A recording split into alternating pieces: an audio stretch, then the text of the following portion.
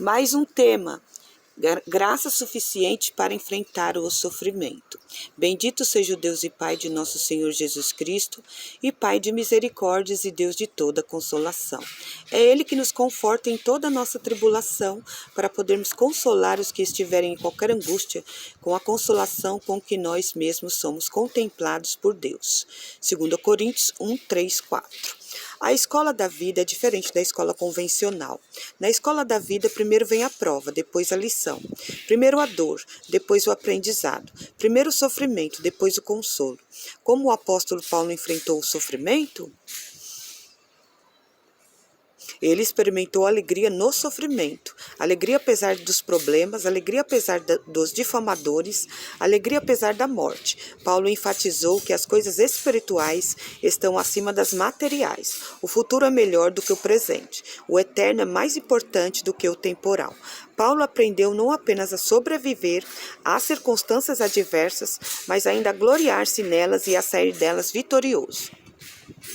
Em 2 Coríntios 12, 9, Paulo fala das revelações extraordinárias quando foi arrebatado até o terceiro céu e do espinho na carne. Há um grande contraste entre estas duas experiências. Ele foi do paraíso à dor, da glória ao sofrimento. Experimentou a bênção de Deus no céu e a bofetada de Satanás na terra.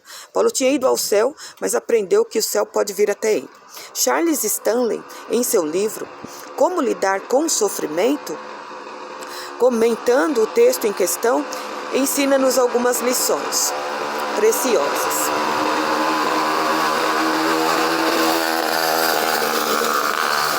Em primeiro lugar, há um propósito em cada sofrimento. Vou repetir que passou uma moto. Em primeiro lugar, há um propósito em cada sofrimento. No preâmbulo de sua segunda carta aos Coríntios, Paulo diz que o nosso sofrimento e a nossa consolação são instrumentos usados por Deus para abençoar outras vidas. 2 Coríntios 1, 3. Na escola da vida, Deus está nos preparando para sermos consoladores. Paulo rogou ao Senhor 3 vezes para remover o espinho de sua carne. Aprendeu, porém, que quando Deus não remove o espinho, é porque tem uma razão, pois Deus não desperdiça sofrimento na vida de seus filhos. Sempre há um propósito. O propósito é não nos ensoberbecermos. Em segundo lugar, é possível que Deus resolva revelar-nos o propósito de nosso sofrimento. No caso de Paulo, Deus decidiu revelar-lhe a razão do espinho em sua carne, evitar que o apóstolo ficasse orgulhoso. Quando Paulo orou, não perguntou por que estava sofrendo, apenas pediu a remoção do sofrimento. Não é raro Deus revelar as razões do sofrimento. Revelou a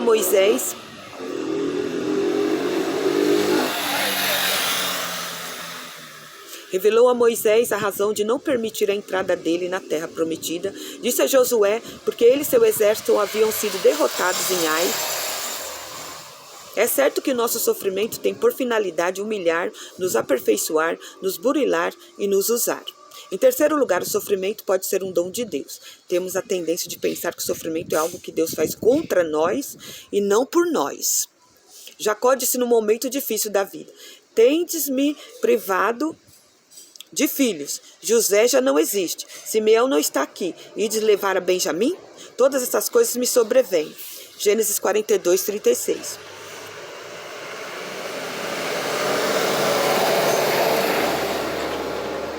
Jacó pensou que Deus estava trabalhando contra ele, quando, na verdade, Deus estava trabalhando por ele. Assim também o espinho de Paulo era uma dádiva, porque, através deste incômodo, Deus o protegeu daquilo que ele mais temia, ser desqualificado espiritualmente. Paulo viu o sofrimento como algo que Deus fez a seu favor e não contra ele. Em quarto lugar, a graça de Deus nos é suficiente no sofrimento. A resposta que Deus deu a Paulo não era a que ele esperava nem a que ele queria, mas a que ele precisava. Deus não deu a Paulo o que ele pediu, deu-lhe algo melhor, melhor que a própria vida, deu-lhe a sua graça. A graça de Deus é melhor do que a vida. Por ela enfrentamos o sofrimento vitoriosamente. Por fim, é preciso esclarecer o que é graça. Ora, graça é a provisão de Deus para cada uma de nossas necessidades. A graça de Deus foi suficiente para um homem que deixou todas as glórias do seu passado para pregar o evangelho e plantar igrejas em ambientes hostis. como as províncias da Galácia, Macedônia, Acaia, Ásia Menor. E se a graça de Deus foi suficiente,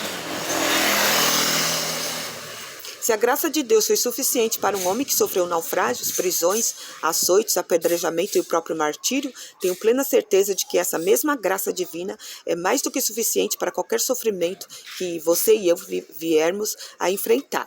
Então, que Deus te encha da graça nesse dia. Que Deus te abençoe. Em nome de Jesus. Amém.